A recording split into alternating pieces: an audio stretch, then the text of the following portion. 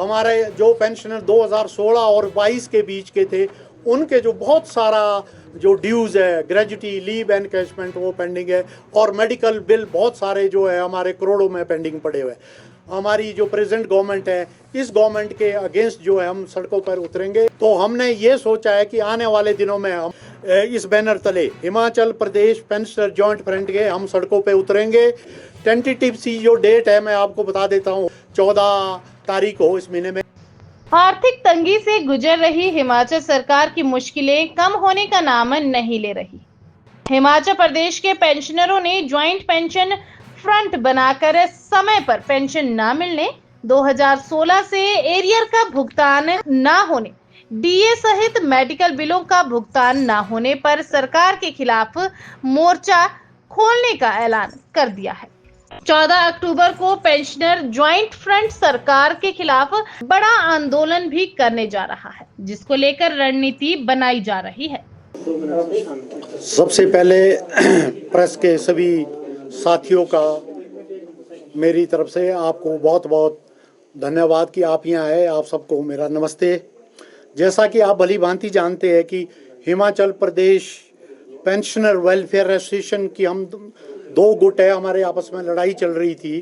तो उसके बाद जो एक गुट है, उन्होंने एक जॉइंट एक्शन कमेटी बनाई थी। तो हमारी भी 3 दिन पहले मीटिंग हुई मंडी में, 2 दिन पहले सॉरी, और उसमें Himachal Pradesh joint pensioner front बनाया गया है, जिसके संयोजक श्री हरीश शर्मा जी है, वो जिला मंडी के प्रधान भी है और वो संयोजक बनाए गए हैं। और मुझे आत्माराम शर्मा जिसको चेयरमैन बनाया गया हूँ। मैं इससे पहले जैसा कि आप जानते हैं पेंशनर वेलफेयर एसोसिएशन का राज्य अध्यक्ष भी हूँ, पर हमारा अभी कुछ केस चला हुआ है, उसमें ये बोला गया कि अभी फिलहाल आप वो नाम यूज़ नहीं करेंगे। इसीलिए तो हमने Himachal Pradesh joint pensioner front बनाया है और जनरल सेक्रेटरी इसके हुक्म सिंह ठाकुर बनाए गए हैं और इसके को कन्वीनर जगमोहन ठाकुर, जो all India audit and account service जो ये शिमला बेस्ड है, इसके general secretary all India level के भी है और यहाँ स्थानीय एजी ऑफिस के भी है, इसके को कन्वीनर बनाएंगे हैं। लेखराम कौंडल जो बिलासपुर से है, वो एडिशनल जनरल सेक्रेटरी बनाएंगे हैं। और कुलदीप गुलेरिया जो मंडी से है, इनको जो है मीडिया कोऑर्डिनेटर बनाया गया है। स्पोक्स पर्सन हमारे कल्याण भंडारी है, वो कांगड़ा से है, तथा रविदत्त भारद्वाजी सिरमौर से है, वो इस Himachal Pradesh pensioner joint front के जो है इसके स्पोक्स पर्सन बनाएंगे। इसका मकसद ये है कि हिमाचल प्रदेश की जो सरकार है, हमारे अगर मैं सिर्फ डीए की बात करूं तो 13% डीए पहले पेंडिंग था हमारा।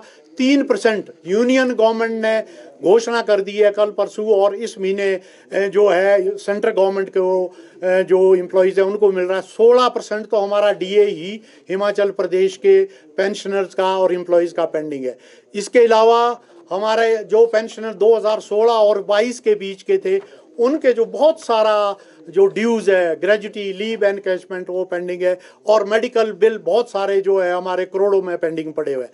तो हमने ये सोचा है कि आने वाले दिनों में हमारी कल या परसों मीटिंग हो रही है, उसके बाद पूरे हिमाचल प्रदेश के जो पेंशनर है, इस बैनर तले Himachal Pradesh pensioner joint front के हम सड़कों पे उतरेंगे और इस गवर्नमेंट के जो हमारी जो प्रेजेंट गवर्नमेंट है, इस गवर्नमेंट के अगेंस्ट जो है हम सड़कों पर उतरेंगे और जो हमारी मांगे है पेंशनर्स की, उनको मनवाने के लिए सरकार के ऊपर हम जो है प्रेशर डालेंगे। उसमें हमारी जो कल मीटिंग होने जा रही है, उसमें हमने ये डिसाइड करना है कि हमारा जो ये धरना प्रदर्शन है, टेंटेटिव सी जो डेट है मैं आपको बता देता हूँ, हो सकता है कि ये 14 तारीख हो इस महीने में, पर फाइनल जो डिसीजन है कि हमने उसके बाद करनी है कि पहले करनी है, ये जो हमारा स्टेट लेवल की मीटिंग होने जा रही है परसों या कल जो भी है, उसमें ये डिसाइड होगा। पर ये पक्का है कि हम Himachal Pradesh joint pensioner front सड़कों में उतरेगा, या हमने ये जिला लेवल पे पहले धरना प्रदर्शन करना है कि डायरेक्ट ही या स्टेट लेवल में करना है। इसका जो हमारा जो डिसीजन है, जो हमारे फ्रंट की जो ये मीटिंग हो रही है, उसमें होने जा रहा है। सबसे बड़ी बात ये है कि आज तक जो भी है पेंशनर है हमारे, ना जाने कितने पेंशन हमारे जो है बुजुर्ग आदमी वो स्वर्ग भी सुधार गए हैं, वो इसी इंतज़ार में थे कि उनका जो ड्यूज़ है वो मिले, खास करके जो 16 और 22 के बीच के था। पर जो प्रेजेंट गवर्नमेंट है, इस गवर्नमेंट ने अभी तक जो हमारा ये जो मांगे है हमारी, खास करके ये 16 और 22 के बीच के जो पेंशनर हैं उनके बारे में हम मेमोरेंडम देते रहे, टाइम टाइम पे इनको बोलते रहे, पर इसके बारे में कोई बात नहीं हो रही।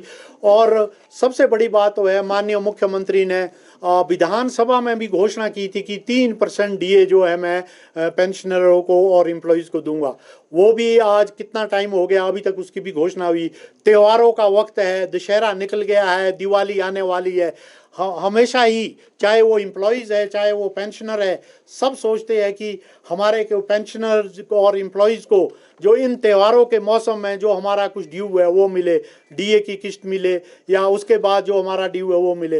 पर हमारे अभी तक जो पेंशनर के हाथ खाली है। इसी वजह से आज मैं ये बोलना चाहता था कि ये जो हमारा फ्रंट बना है, इसमें आने वाले दिनों में हमारे ट्रांसपोर्ट के लोग भी आएंगे और सेंट्रल गवर्नमेंट, क्योंकि हमारा जो पेंशनर एसोसिएशन है इसके मेंबर हमारे सेंट्रल गवर्नमेंट भी होते हैं, स्टेट गवर्नमेंट के एम्प्लॉय भी, बोर्ड, वो जो है उनका जो दूसरा फ्रंट है उनका नाम है जॉइंट एक्शन कमेटी पेंशनर्स की। अभी इकट्ठे नहीं हुए। हाँ नहीं, वो अलग अलग है। उसमें मैंने आपको बोला था कि उनका ऑलरेडी रजिस्ट्रार के केस चला हुआ है अभी तक, क्योंकि हमारे को उसमें है ना पेंशनर वेलफेयर एसोसिएशन का नाम वो यूज कर सकते हैं, नाम हम कर सकते हैं, इसीलिए ये फ्रंट बनाने की आवश्यकता पड़ी।